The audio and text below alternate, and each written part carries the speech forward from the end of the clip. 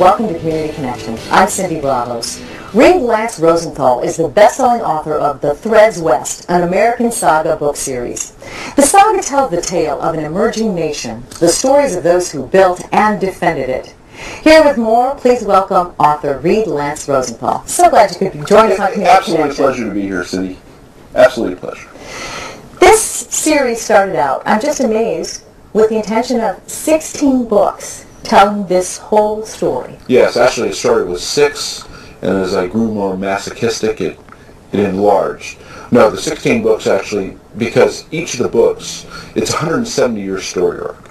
And each of these books, as I'm writing them, to get the detail of the history and the interaction and the conflict of the characters, because this is real history through fictional eyes, I'm finding that the series is expanding to tell the story. So when you commit to writing 16 books, that's a huge commitment. You've completed 2 of them. It's a huge commitment, yes. It's a huge commitment. The third one's coming out in November. And you follow the path of all of these characters whose stories start out independently and then they converge. Yeah, you know, this is the story of the thread. It's really the story of us. I mean, it is our story. It's America's story. And it begins in 1855, kind of disparate threads of lives, uncommon social origins, different financial backgrounds, brave men, independent women in Europe, Norway, Denmark, Ireland, England, Prussia, and how fate twists them together in their journey to America in Book 1, and then their trip to pre-Denver, Cherry Creek, in 1855 in Book 2. And the last book of the series, Summits, will be set in the real time of the contemporary West. So it's an epic saga, huge bunch of characters, and the people in Books 1 and 2 are the vanguard of the entire story. So how do you start in the mid-1800s and end up to present day? And when you're writing Book 3, which is what you told me you're working on right now, do you have Book 16 as part of that equation? You know, Book 16 actually is mostly written. I actually bookended the series, no pun intended. I actually bookended the series because I had to make sure that what was happening in 1855 flowed into the 4th generation of characters in the year 2015, which is when the series is done, 2 books a year. So yes, and it's a lot of fun because, you know, connecting all the dots and all the threads and interweaving the story with American history and romance and the West, you know, our tale through the writing of Book 1 in 1855 and the draft of Book 16 in the year 2015, it's a riot. Love it. And the book has been met with much success and much acclaim. You know, I've been stunned, really stunned. I was surprised. It was a story I was going to write. I wanted to write for a long time. It's been kicking around in my head for 30 years, and I guess the current plight of the country kind of motivated me, if you will, to start writing, along with some personal things. And, you know, the bottom line is I really think history, okay, our history, that is the touchstone, that is the guidepost to the future. I really believe that. And the more accurately you can portray history in a story, I think the more people will absorb it. It's something we've lost touch with that we need to get in touch with again. So that's kind of the personal motivation, the mission of the book, if you will, in addition to having a great historical Western romance. Well, I was going to ask, did you set out to be a romance writer? You know, actually I did. Actually I did set out to be a romance writer because I really believe there are universal energies on the planet. I mean, all of your audience right now, there's not a single person, I would doubt, there's a single person, if I asked the women to raise their hands, have you ever had a boyfriend? Every hand would go up. If I asked the guys, have you ever had a girlfriend? Every hand would go up. That's a universal energy.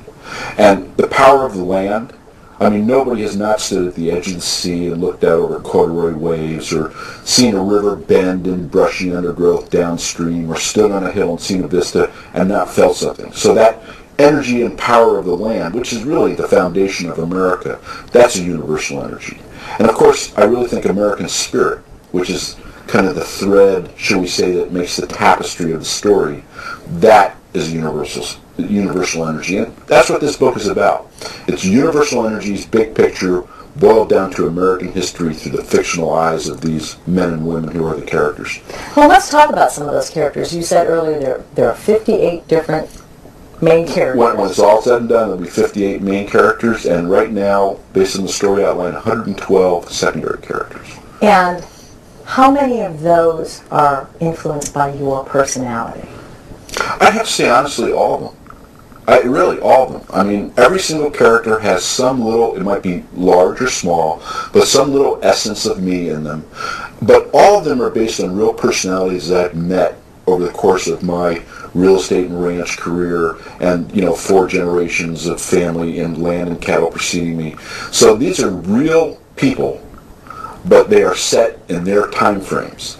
I don't think there's a single character that somebody, or a character, can't tell you which one, that somebody will not relate to and go, God, that's kind of like me. And I don't think there's a single character at all that people, when they're reading these books, won't say, I know somebody just like that. That's Sally, or that's Dave, or whatever. And that's really what I'm trying to achieve. So people can relate to them. Absolutely. Now, is this true that these characters speak to you? You do your writing in dictation? Absolutely. I do all my writing. In fact, this was the first #1 national bestseller ever dictated on Dragon Speak Nuance. And there's a whole blog on their site which they asked me to write. But my typing, I can type about 80 words a minute. It's atrocious. 30 typos a line. It's more to spell check than it is to type. Trust me. And so I dictate. And the dictation is then transcribed, and then that goes to the gals who are typing for me, and that's how I do all my work.